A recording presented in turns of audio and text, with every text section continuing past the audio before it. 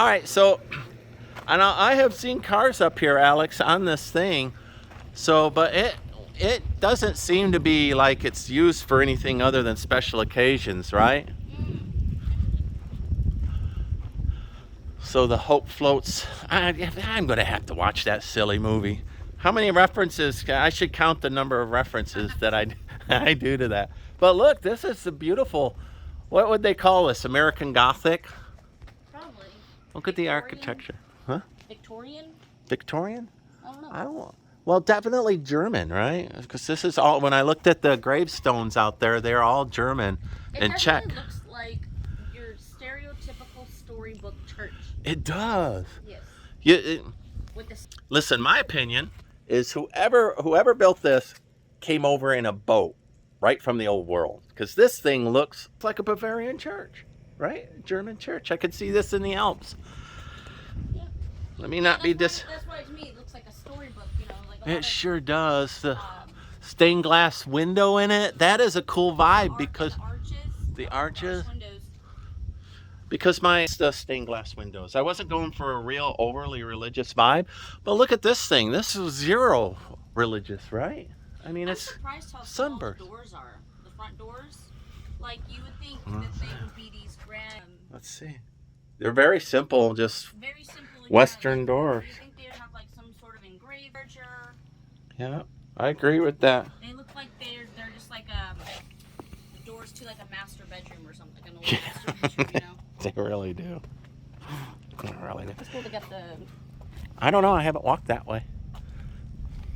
These are tiger lilies, is what these are, or morning lilies. Oh, look at the little. This. Huh? Are those tombstones?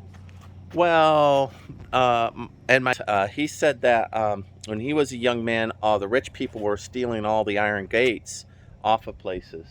So they would buy up like a church, and then they'd come and they'd take the gates to put around their place. So this would have had a big wrought iron gate thing. But look at the little parsonage here. This is cool.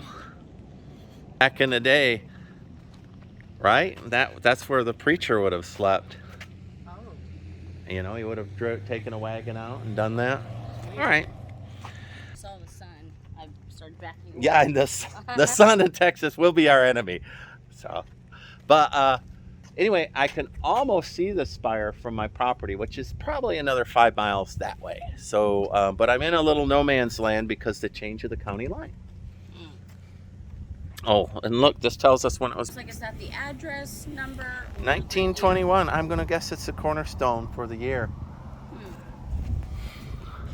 All right, so we're right there. Hello. So, apparently we're going to be telling a scammer story. I have one too. So anyway, the scammers, what they did, when you buy a house, all these forms are coming to you all the time, right? Right. So what she did is she took the state of Texas forms for the title and abstract, the ones that I legally needed to do, and the front part was the real form. The back part, she only changed the mailing address and the pay to. And you're paying title officers that have names like Reba McIntyre at wherever, right? For example. Yeah. Well, she put her name in the form, perfectly executed. And so I wrote her a check for $600, and I sent her a check for $600, and then I went to the title office, and they said, no, you already paid all of these fees up front when you front loaded. So I canceled her check. It was perfectly executed. Good, I'm glad you canceled it. I did. And then she sent me the late fee notice, or the cancellation fee, and tried to get me to pay it again. The audacity. Oh my God, it was perfectly executed scam. When you're closing on a house, you're all in a rush, you know? Exactly. And you're overloaded with papers. You're just like, I don't have time to read all this. I don't have time to read all that, And it was the right paper. It was the only thing she did was change the address and the pay to. Interesting. And I totally, of course, bought into it. What's your scammer story? Oh, so I was trying to pay my internet bill, and I just switched banks. So, because usually I have it all set up on auto pay. And so I needed to, the online banking wasn't working like on the site. So I was like, oh my gosh. So I'll just call them. So I Googled the number. I called this number, and this foreign sounding guy answers, and he's like, because usually there's like an automated system, and it'll be like, is this the number associated with blah blah blah blah, like, and it's usually like a touch tone thing. No, this guy answers, and he's like, hi, can I get the number associated with your account? And I gave him my phone number, and he was like, okay. And he's like, one moment please. And then he like put me on hold. There was no hold music. Oh wow.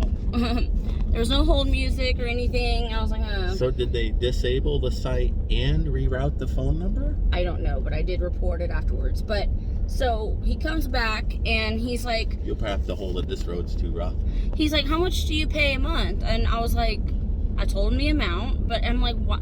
In my head, I'm like, why would he be asking that if he had my information? Because when I gave him, yeah, when I gave him my account number, he didn't address me by my name, nothing. He just like, okay, ma'am, and you know, another red flag. And then so, he's like, okay. And after I told him the amount, he's like, okay, yeah. So I'm seeing your balance here is, he gave me a balance, and it was like $1 away of what I normally pay when I pay the same exact amount every month. Right. And I was like, okay, well, what's the service address for that internet bill?